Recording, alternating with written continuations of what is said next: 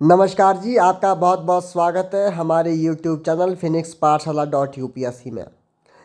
हम भारत का भूगोल कर रहे हैं और भारत के भूगोल में हम भारत में कृषि के संदर्भ में रोज़ आपके लिए वीडियो हम YouTube पर अपलोड करते हैं।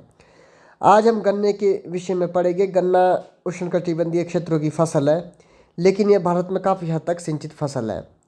सतलुज गंगा के मैदानों में इसकी खेती उत्तर प्रदेश, हरियाणा, पंजाब, बिहार में की जाती है और पश्चिम भारत में गन्ना उत्पादक क्षेत्र महाराष्ट्र और गुजरात में फैला हुआ है।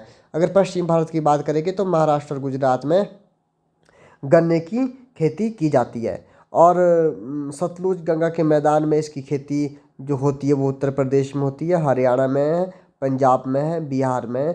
इन जगहों पर सतलुज गंगा के मैदान में गन्ने की खेती केंद्रित है और उष्णकटिबंधीय क्षेत्रों में की फसल है। उष्णकटिबंधीय का मतलब होता है जो हमारी 0 डिग्री विषुवत है उसके 23.5 डिग्री कर्क उत्तर में और 23.5 डिग्री दक्षिण में मकर रेखा के बीच के क्षेत्र को उष्णकटिबंधीय क्षेत्र कहते हैं।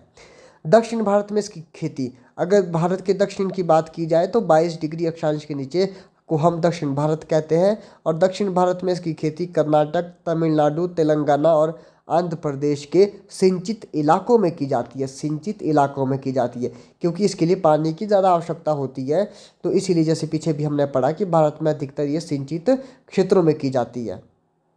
तो जहाँ पे पानी होगा वहाँ पर गन्ने की खेती की जाती है दक्षिण भारत में भी। और स्थान के नाम मैंने आपसे कह दिया है, कर्नाटक, तमिलनाडु, तेलंगाना, आंध्र प्रदेश। गन्ना सबसे कम जल कुशक फसल माना जाता है और भारत में विश्व में गन्ने की खेती का सबसे बड़ा क्षेत्र है। मतलब भारत में सबसे ज़्यादा अगर गन्ने की जो खेती है इसके लिए क्षेत्र अगर देखा जाए तो भारत के पास दुनिया में सबसे ज़्यादा है।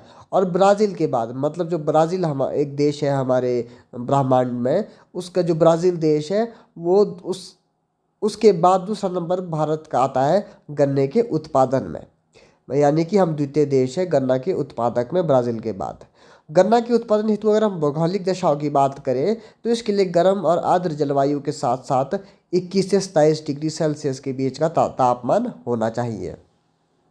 और अगर हम वर्षा की बात करें तो वर्षा वार्षिक लगभग 75 से 100 सेंटीमीटर होनी चाहिए। वार्षिक वर्षा की ये बात हो रही है। अगर हम गहरी समृद्ध दोमट मिट्टी होनी चाहिए और साथ ही बलुई दोमट के लेकर चिकनी दोमट तक इस प्रकार की मिट्टी में गन्ने को उगाया जा सकता है। कई बार प्रश्न बन सकता है यूपीएससी में, स्टेट पीसीएस में इस तरह के प्रश्न बन सकते हैं कि गन्ने के उत्पादन हेतु भौगोलिक दशाएं में से निम्नलिखित में से कौन सी भौगोलिक दशाएं गन्ने के उत्पादन के लिए है। तो आपको 2 3 4 ऑप्शन आएंगे। अगर आपको सही में जानकारी है कि कितनी वार्षिक वर्षा होनी चाहिए, कितना वहाँ पे टेम्परेचर होना चाहिए, किस तरह की मिट्टी होनी चाहिए, तो मुझे लगता है कि आपका किसी भी तरह का कोई भी प्रश्न अगर कमीशन के द्वारा पूछा जाता है, चाहे वो यूपीएससी है चाहे स्टेट पीसीएस है, तो मुझे नहीं लगता है कि कोई भी ऐसा प्रश्न होगा जो आप हल नहीं कर सकते हैं। तो थोड़ा सा आपने बस ध्यान देना है। अगर हम चाय की बात करें, चाय एक उष्णकटिबंधीय एवं उपोष्ण कटिबंधीय पौधा है और गर्म एवं आर्द्र जलवायु में अच्छी तरह से पनपता है। असम, पश्चिम बंगाल, तमिलनाडु और केरल भारत के प्रमुख चाय उत्पादक है। ध्यान देने वाली बात है कि असम है, पश्चिम बंगाल है, तमिलनाडु और केरल में प्रमुख तौर पर चाय का उत्पादन किया जाता है। उत्पादक राज्य है। भारत विश्व स्तर पर चाय का दूसरा सबसे बड़ा उत्पादक है। मतलब हम पूरी दुनिया में अगर देखें तो भारत को अगर हम पूरी दुनिया में देखते तो दूसरा सबसे बड़ा उत्पादक देश भारत है। 2018 के सर्वेक्षण के अनुसार चाय उत्पादन के लिए भारत में कुल 6.37 लाख हेक्टेयर क्षेत्र में भूमि के क्षेत्र में खेती की जाती है। मतलब 2018 का सर्वेक्षण है, उसके अनुसार ये कह रहा है कि 6.37 लाख हेक्टेयर क्षेत्र में हम क्या करते हैं, हम चाय की खेती करते हैं। भारत विश्व के शीर्ष चाय उपभोग करने वाले देशों में शामिल है। मतलब हम जो कंज्यूम करते हैं चाय को, वो भारत शीर्ष देशों में आता है कि हम उसमें चाय को अपने उपयोग के लिए करते हैं। अगर चाय के उत्पादन हेतु भौगोलिक दशाओं की बात करें तो इसके विकास के लिए आदर्श तापमान 20 से 30 डिग्री सेल्सियस चाहिए। इसके लिए 150 से 300 सेंटीमीटर वार्षिक वर्षा की आवश्यकता होती है। चाय एक छायादार पौधा है और छायादार वृक्षों के साथ लगाए जाने पर यह अधिक तेजी से विकसित होता है। और चाय का पौधा अच्छी तरह से जल निकासी गहरी भुरभुरी दोमट में अच्छी तरह से बढ़ता है। चाय बागान समुद्र तल से, जो चाय के बागान है वो समुद्र तल से 600 से 1800 मीटर की ऊंचाई पर पाए जाते हैं। कहने का मतलब यह है कि जो चाय बागान जो आप जैसे पश्चिम बंगाल है, असम है, तमिलनाडु है, अगर यहाँ पर आप देखोगे कि जो चाय के बागान है वो हमारे 600 से 1800 मीटर की ऊंचाई पर पाए जाते हैं।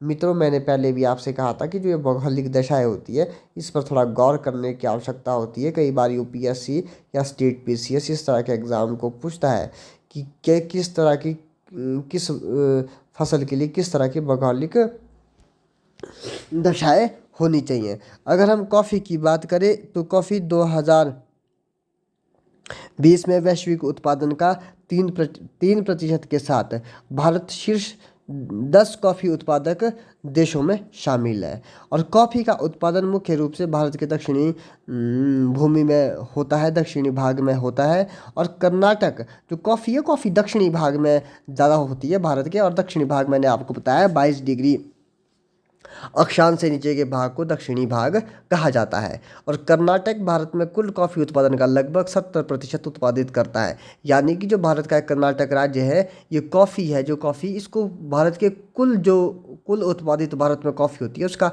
70% तो सिर्फ कर्नाटक ही उत्पादित कर देता है।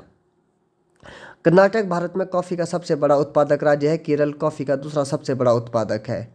मतलब सबसे ज़्यादा कर्नाटक में कॉफ़ी होती है, उसके बाद केरल में कॉफ़ी होती है और तमिलनाडु तीसरा सबसे बड़ा उत्पादक राज्य है। और कॉफ़ी के उत्पादन हेतु अगर हम भौगोलिक दशाओं की बात करें तो कॉफ़ी को 15 डिग्री सेल्सियस से 28 डिग्री सेल्सियस के औसतन तापमान की आवश्यकता होती है। इसके लिए 150 से 250 सेंटीमीटर की वार्षिक वर्षा की आवश्यकता होती है। ये फसल समुद्र तल से 600 से 1600 मीटर की ऊंचाई और पर पहाड़ी ढलानों पर उगाई जाती है। और अच्छी जल निकासी वाली अच्छी भुरभुरी दोमट मिट्टी, इसमें अच्छी मात्रा से ह्यूमस हो, लोहा एवं कैल्शियम जैसे खनिज होते हैं और कॉफ़ी की खेती के लिए काफ़ी आदर्श होते हैं।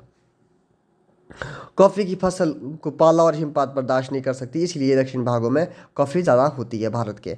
और कटाई के लिए तेज़ धूप और गर्म मौसम की ज़्यादा आवश्यकता होती है, क्योंकि जो कॉफ़ी की फसल है पाला और हिमपात को बर्दाश्त नहीं कर सकती है। इसीलिए ये ऐसे क्षेत्र में ज़्यादा होती है जहाँ पे मौसम हमेशा थोड़ा गर्म रहता हो। इस तरह के मौसम में जो कॉफ़ी का उत्पादन है उसके लिए जो आदर्श स्थिति है वो कहीं ना कहीं ऐसे क्षेत्र में होती है जहाँ पर ज़्यादा ठंड ना पड़ती हो, ज़्यादा हिमपात ना हो। आज का टॉपिक ख़त्म होता है। थैंक